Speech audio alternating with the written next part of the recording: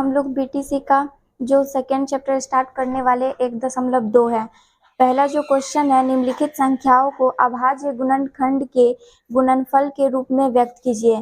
पहला क्वेश्चन है 140, जिसका गुणनखंड निकालना है। 140 का गुणनखंड निकालेंगे तो 140 है, लास्ट में 0 है तो पहले ये 2 से लगेगा। 2 से अगर लगाएंगे तो 2 सते 14 और 0 का 0। फिर किससे लगेगा? 2 से। 2 तिहाई 6 और इसमें का 1 बच गया। 1 और 0 10, 2 पंचे 10। अब जो आगे लगेगा 5 से, 5 सते 35। 140 बराबर क्या हो जाएगा? 2 गुने 2 गुने 5 गुने 7। 2 एक बार यहाँ पे और एक बार यहाँ पे, तो 2 का स्क्वायर कर सकते हैं। स्क्वायर करेंगे तो फिर 2 दूना क्या हो जाएगा? 4, और ऐसे भी गुना करेंगे तो 2 दूना 4। 5 गुने 7, ये क्या हो गया? आंसर। सेकेंड नंबर जो क्वेश्चन बोल रहा है 156। 156 का गुणनखंड निकालते हैं तो 2 से लगेगा। 2 सते 14 और 1 बच गया तो 2 अठे 16। फिर 2 से लगेगा। 2 तिहाई 6, 2 नमा 18। अब किससे लगेगा? 3 से। 3 एकम 3 और 3 तिहाई 9। 156 बराबर क्या होगा? 2 गुने 2 गुने 3 गुने 13। यहाँ पे 2 कितना बार है? 2 बार है। जैसे यहाँ पे 2 कितना बार था? 2 बार। तो हम इसका क्या किए थे? 2 का स्क्वायर। यहाँ पे भी 2 कितना बार है? 2। तो 2 का क्या करेंगे? स्क्वायर। गुने 3 गुने 13, ये हो जाएगा आंसर। ऐसे 2 से 2 गुना करेंगे तो 4 होगा। फिर ऐसे भी गुना करेंगे 2 से 2 क्या होगा? 4।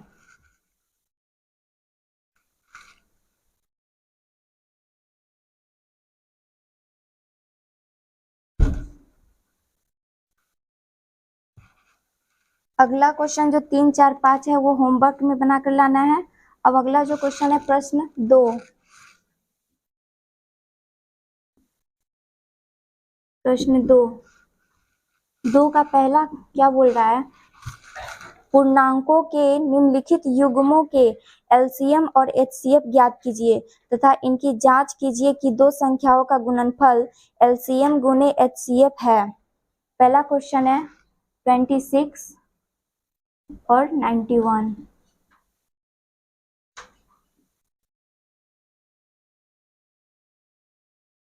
ट्वेंटी सिक्स का पहले एलसीएम निकालेंगे। 2 से लगेगा 13। अब किसी संख्या से लग सकता है?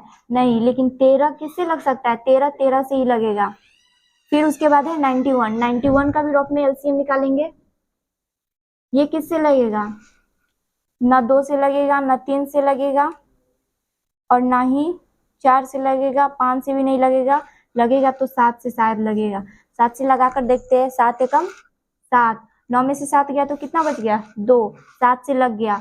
2 और 1 कितना होता है? 21। 7 के पारा में 21 है, 7 3 21। फिर किससे लगेगा? 13 से कितना बार में? 1। 13 से 13 में भाग देंगे तो 1 बार में कटेगा। 26 बराबर में क्या आया है? ये जो आया है उसको लिख दो। 2 गुने 13 गुने 1।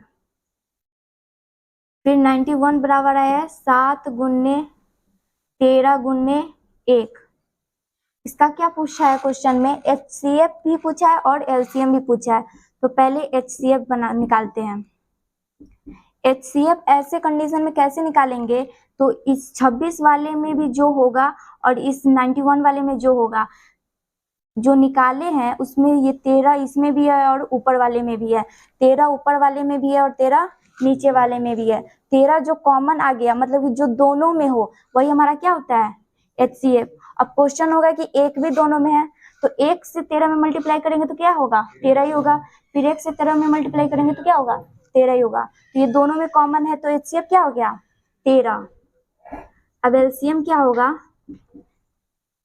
एलसीएम ये जितना भी डिजिट है सबको लेकर क्या कर दो? गुना कर दो।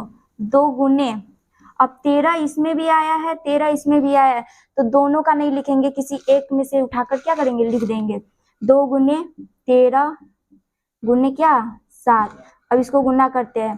13 दूना 26 और 26 सते 6 सते 42, 4 7 दूनी 14 और 4 18 यानी 182 आ गया इसका आंसर। HCF आया 13 और LCM आया 182। ये हो गया क्या आंसर। क्वेश्चन नंबर 2 में 2 और 3 और भी दिया है आगे, उस 2 और 3 को क्या करना है, होमवर्क में बना लेना है।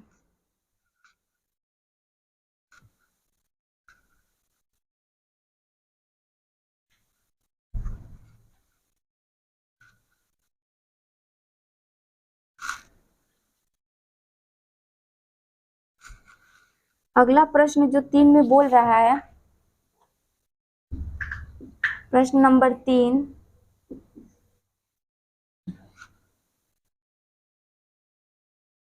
अभाज्य गुणनखंड विधि द्वारा निम्नलिखित पूर्णांकों के HCF और LCM ज्ञात कीजिए।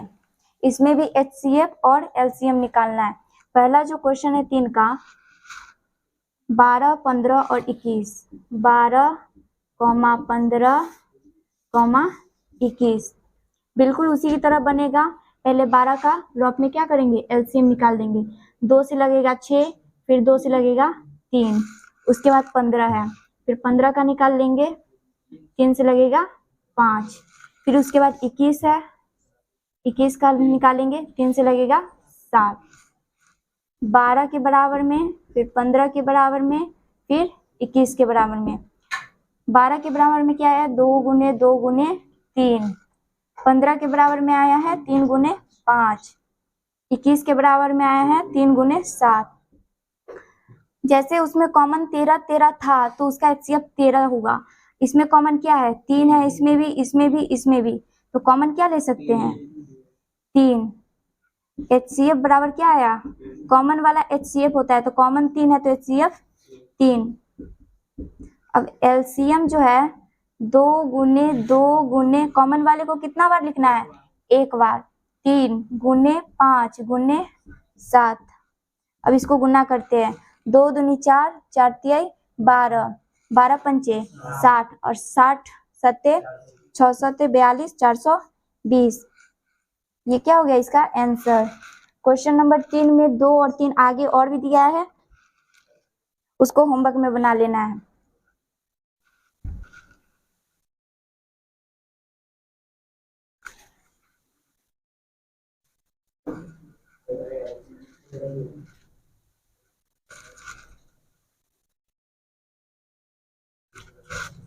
अगला जो प्रश्न है 4 नंबर,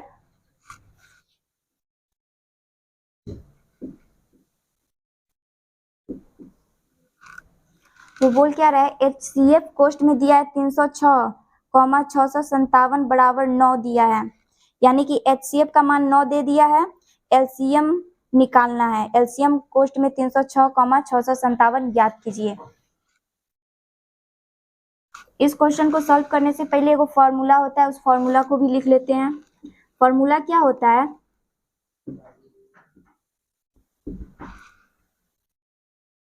पहली संख्या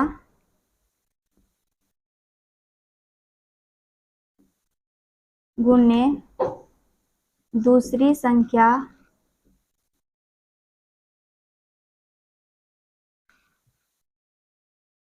बराबर HCF गुने LCM। कोष्ट में कौन कौन सी संख्या दिया है, 306, 657। HCF दिया है 9 और LCM निकालना है। पहली संख्या गुने दूसरी संख्या, ये हुआ हमारा पहला संख्या और ये दूसरा संख्या। पहली संख्या क्या है 306 गुने दूसरी संख्या 657 बराबर HCF कितना है 9 गुने LCM दिया नहीं है, LCM निकालना है। LCM के बराबर में क्या लिख सकते हैं, 306 गुने 657।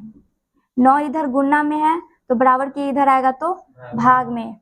अगर 9 से 306 में भाग देते हैं तो 9 3 27 कटेगा ये 34 बार में।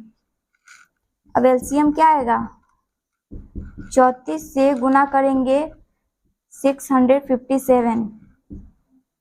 657 में अगर 34 से गुना करते हैं 28, 2 20 और 2 22, 24 और 2 26, 21, फिर 2 5 15 और 2 17, 1 18 1 19, 8 2 1 3, 6 और 7 13, 9 2 9 1 10 2 12, फिर 2, इसके बराबर में क्या आ गया, 2 2 3 3 8। एलसीएम निकालना था और एचसीएफ दिया था, एचसीएफ 9 दिया था और एलसीएम निकाले तो क्या आया, 2 2 3 3 8। 4 का एक ही क्वेश्चन था जो हम सॉल्व कर दिए। अगला 6 नंबर जो क्वेश्चन बोल रहा है,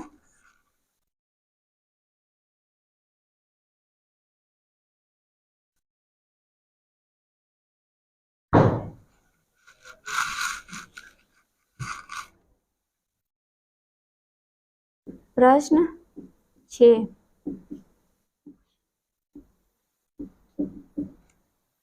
6 नंबर क्वेश्चन बोल रहा है, व्याख्या कीजिए कि 7 गुने 11 गुने 13 प्लस 13 और 7 गुने 6 गुने 5 गुने 4 गुने 3 गुने 2 गुने 1 प्लस 5 भाज्य संख्या क्यों है।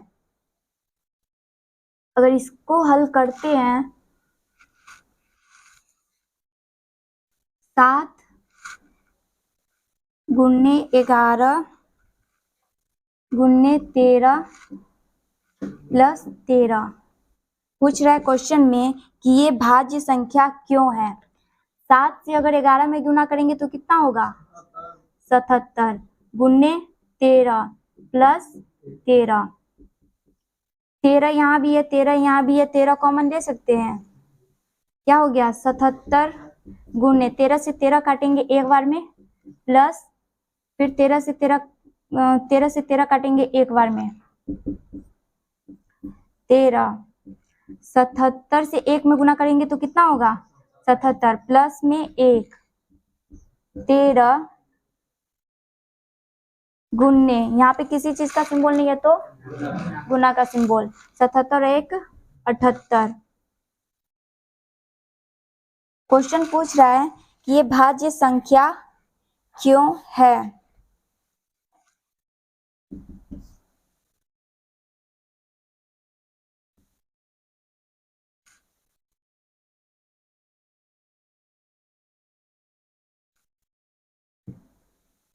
अतः यह भाज्य संख्या है।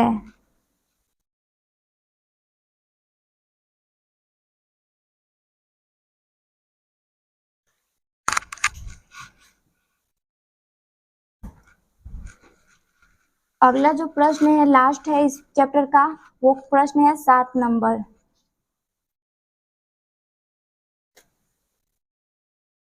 प्रश्न 7,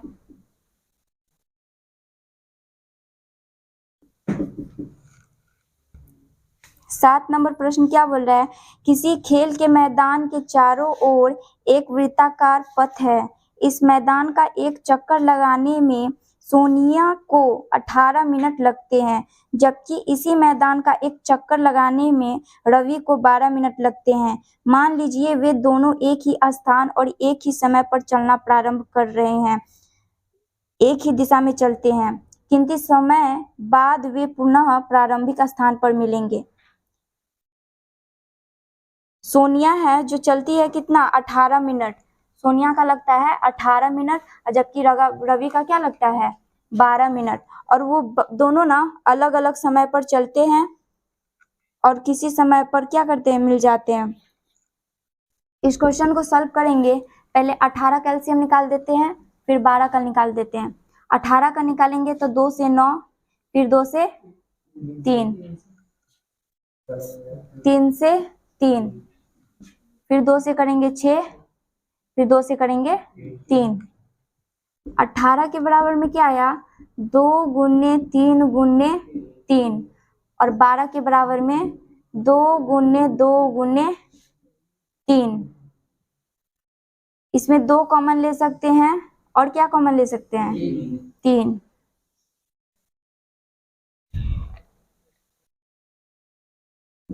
एलसीएम बराबर क्या हो जाएगा? जो कॉमन लेते हैं वो क्या था? HCF था।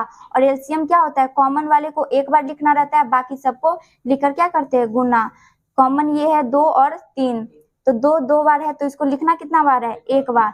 और इस बार 1 3 को ये और ये 3 भी कॉमन में है, तो कॉमन में है तो इसको कितना बार लिखना है? एक बार। उसके बाद क्या है? इस 2 को नहीं लिखना है क्योंकि ये कॉमन में है, तो इस 2 को लिखेंगे। अब इसको गुना करते हैं। 3 दूना 6, 6 त्रि 18 और 18 दूना 36। ये हमारा क्या है? आंसर है। लास्ट में क्वेश्चन क्या बोलते हैं कि दोनों एक समय पर मिल जाते हैं, तो कितना समय में मिल जाते हैं? 36 पे मिल जाते हैं, तो आंसर क्या हो गया? 36। समझने में किसी को प्रॉब्लम नहीं ना? आज का जो चैप्टर था प्रश्नावली 1.2, आज वो समाप्त होता है और कल जो स्टार्ट होगा प्रश्नावली 1.3। आज जो होमवर्क मिला है वो सब कल क्या करके आएंगे? कंप्लीट करके आएंगे एकदम अच्छे से। इजी चैप्टर था इसीलिए सबको कंप्लीट करके आना है, और इसमें से एग्जाम में भी पूछता है, ऑब्जेक्टिव में पूछता है। ऑब्जेक्टिव में क्वेश्चन दे देगा और ऑप्शन दे देगा, आपको रॉप में सॉल्व करना है और उस पर टिक लगाना है, ठीक।